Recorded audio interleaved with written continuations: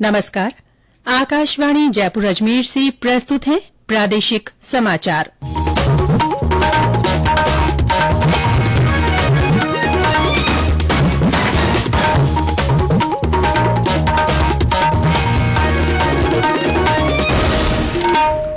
समाचारों के साथ मैं रितिका गुप्ता।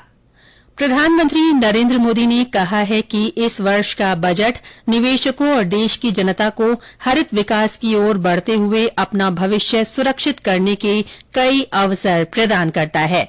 उन्होंने कहा कि सरकार अर्थव्यवस्थाओं के हरित विकास के लिए हर संभव सहायता देने को तैयार है। हरित विकास पर आज पोस्ट बजट वेबिनार को संबोधित करते हुए श्री मोदी ने कहा कि इस सरकार का प्रत्येक बजट मौजूदा चुनौतियों के समाधान के लिए नए समय के सुधारों को आगे ले जा रहा है।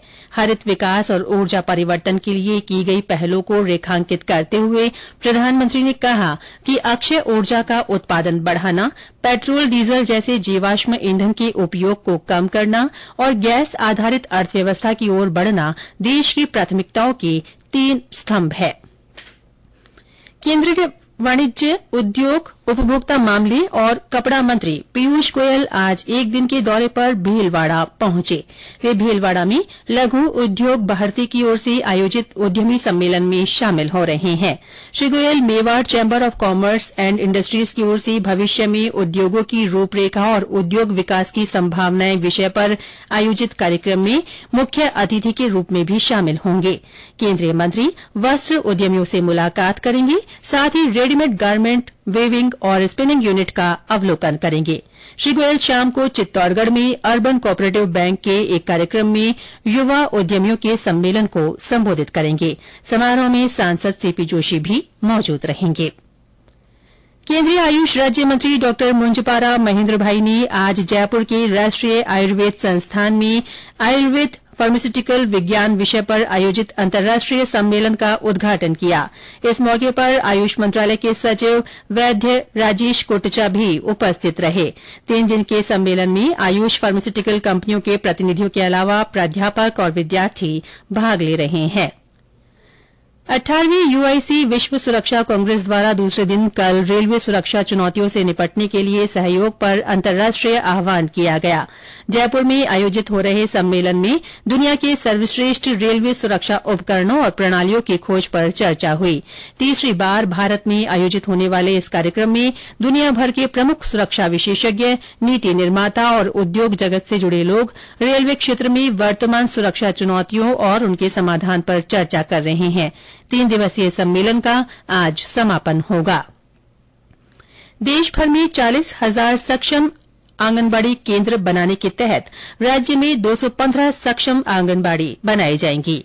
केंद्रीय महिला एवं बाल विकास मंत्री स्मृति ईरानी ने ये जानकारी दी। श्रीमती ईरानी ने कल राज्य के महिला एवं बाल विकास विभाग द्वारा संचालित विभिन्न योजनाओं और कार्यक्रमों की वीडियो कॉन्फ्रेंस के माध्यम से समीक्षा बैठक की।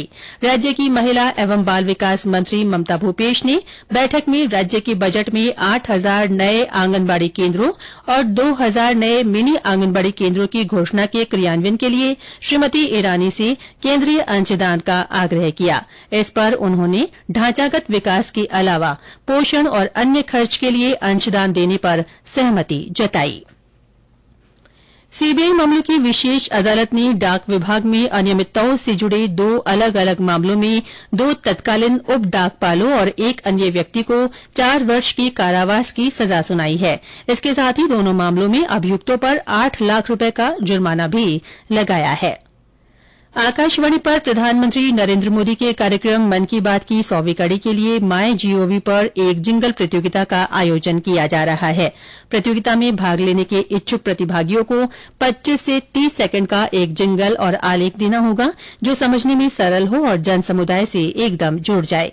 सर्वश्रेष्ठ प्रविष्टि को 11,000 रुपए नकद पुरस्कार दिया जाएगा। प्रतिभागी 28 फरवरी तक अपनी प्रविष्टियां दे सकते हैं।